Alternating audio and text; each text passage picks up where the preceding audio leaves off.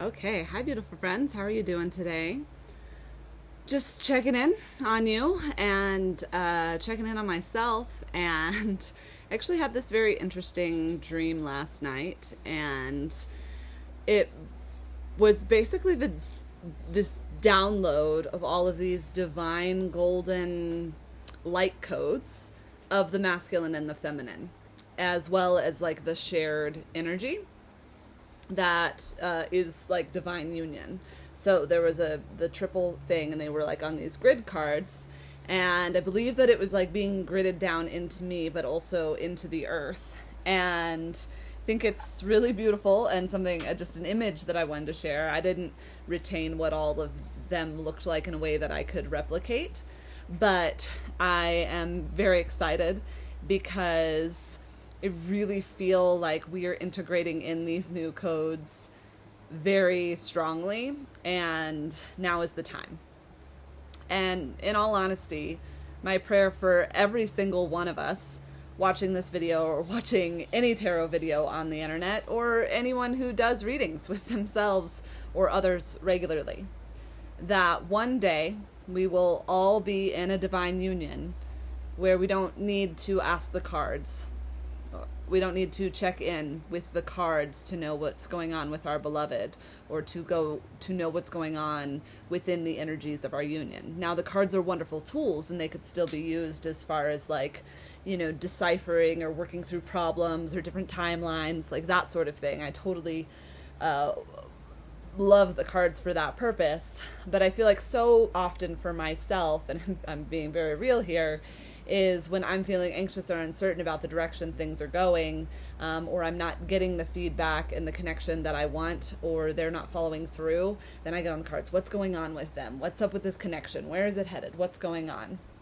So my prayer for every single person on this planet is that we don't need mystics or oracles to connect with each other anymore, and that everybody will be in a place of open transparency in a way that they can connect directly, and there's no questions asked, that we feel our own intuition and just such a clear knowing that we don't have to do that step, and that we're able to trust and deepen in that. That being said, let's do a reading. My reading I wanted to do today, though, is specifically to connect into how we get there. How do we really integrate these light codes in a way that we will be able to just be in union, and to be in co-creation, to be in exploration and adventure, and in line, in intention, in our purpose. All right. So I'm going to do a bit of a reverse reading today, and I'm going to start off with, where are the physical energies at now? All right. So first thing is we have the sun. That is really optimistic. But, I got to be honest, I kind of feel like that card right now. Okay, so we have the sun, we have the Chariot, and we have the Death Rebirth. Okay, so how I'm going to read this is the feminine. Obviously, we're radiant, we're beautiful, we're shining our light, we're stepping into our truth, we're holding boundaries stronger than ever before. We are in a place of no nonsense. Now, in this, the Death and Rebirth card, the masculine are starting to connect to and understand that there is a way more expansive reality. And what I see in these cards together, and I don't think I've ever drawn these cards together before, because kind of a strange combination, but that the vision she's emanating and the light that she's spreading into the world is the masculine sees and holds the vision. So he's helping ground her down so that she can expand and go outward. Now, this being the present energies of where we're at is a pretty good sign.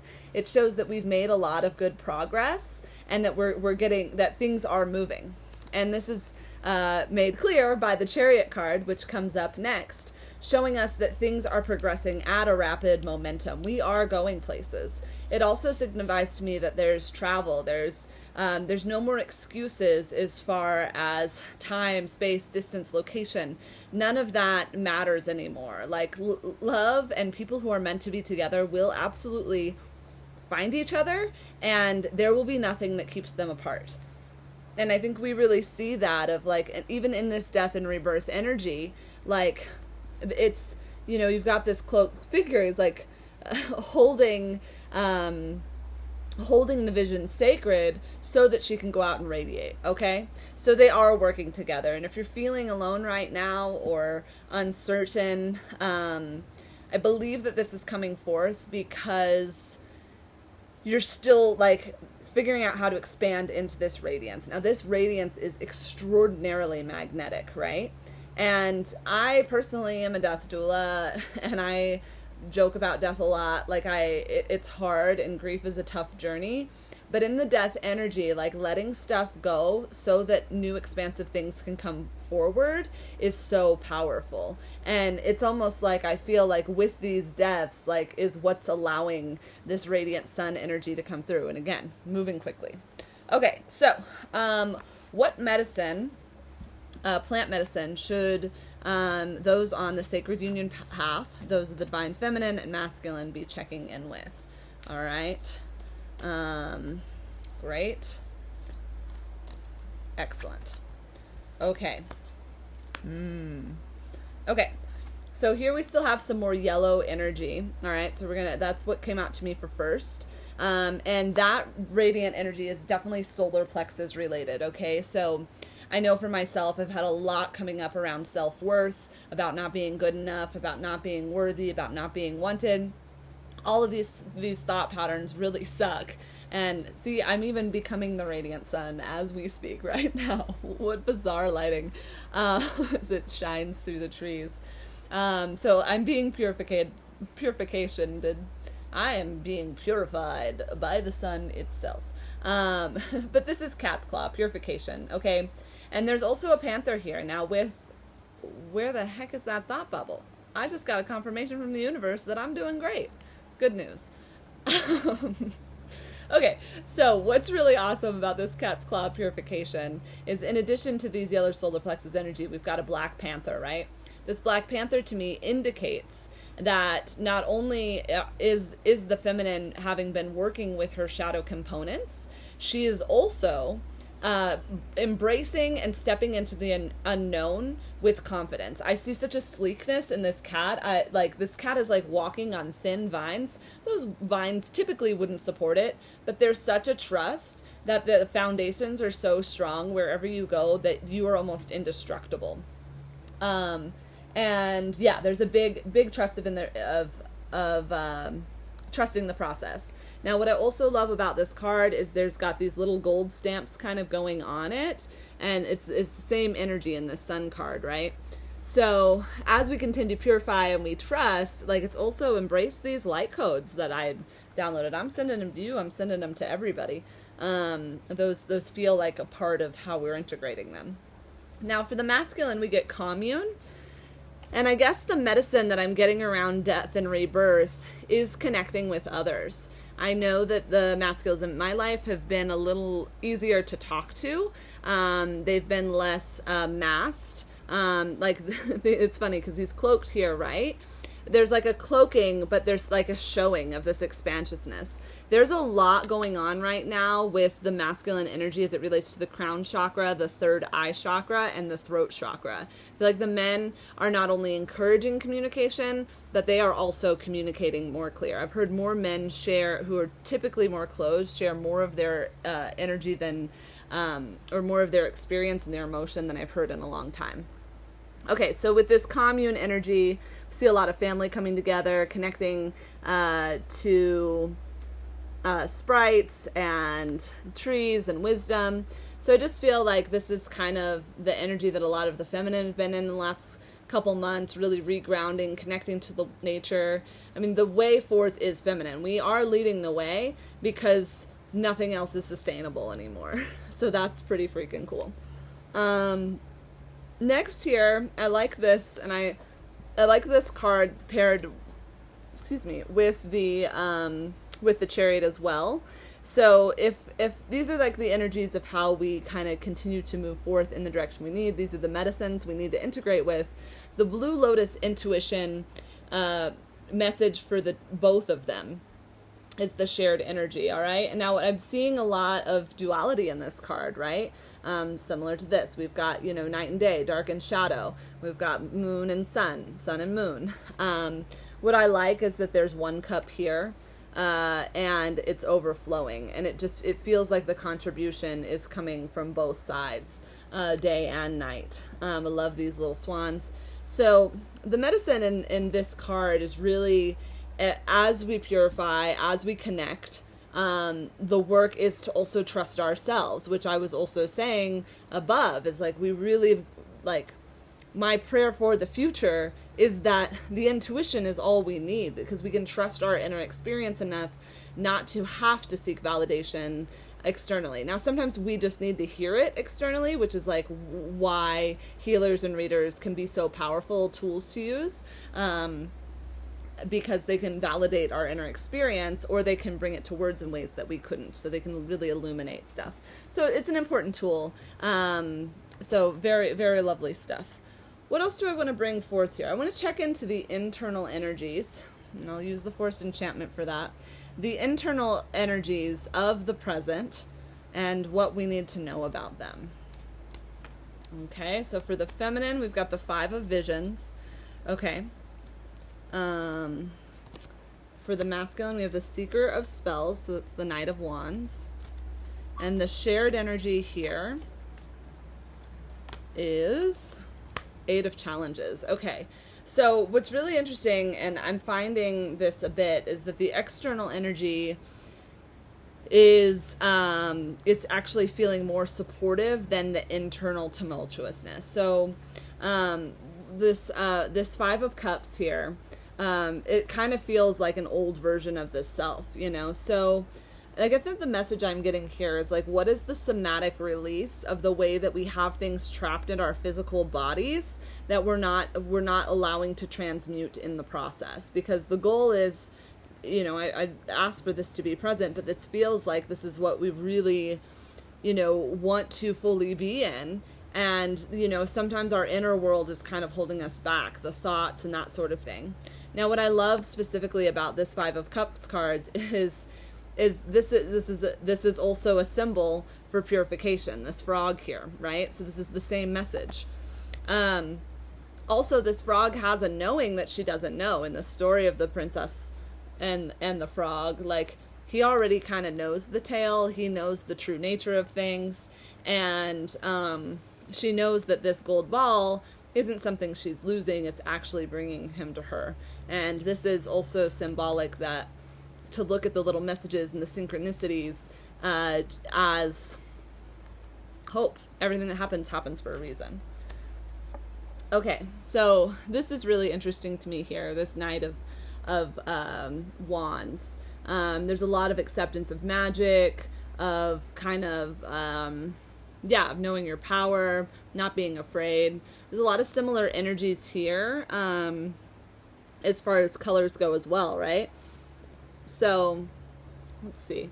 What do I want to say about this? Yeah, I feel like the masculine component is like doing the work, is kind of what I say, and is getting more appreciative of the work. Really good stuff. Okay.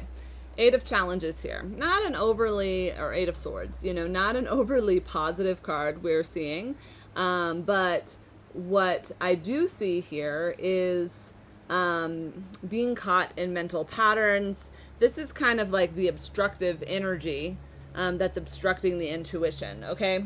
So as it relates to our inner journeys, like, it's something I think that we're actively trying to transmute. And I want a little bit more information about this Eight of Challenges before we go too much further. Okay. Okay. So the Eight of Challenges, 10 of Spells. It's just, there's a lot of disorienting, a lot of creating problems that may or may not actually be there. Now, if we're connecting to our intuition and we're opening up to the movement moving forth, we've got to do this work. We can't let ourselves become disenchanted. We got to keep looking for the magic in all things. Which, there is, like, there's a chasing component in this, and there's a presence with this. And it's almost like, in a way, the masculine is teaching us this presence, so that we can be in this thing.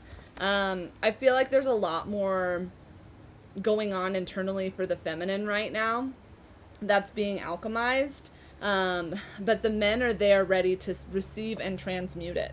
All right. So don't be afraid to share with the masculine. Don't be afraid to set boundaries when it's not good. Really, really important stuff. Okay, I want to close this out because this is feeling pretty good for now. Close it out with 2 cards. We're going to do 1 shamanic oracle to ground it down, and 1 Lumerian oracle to send it up. Okay, so as above, so below. And we just kind of want to open up deeper to the energies of this reading, and so that we may continue to move forth in a way that is empowered and strong, and we're connecting with our best selves. All right.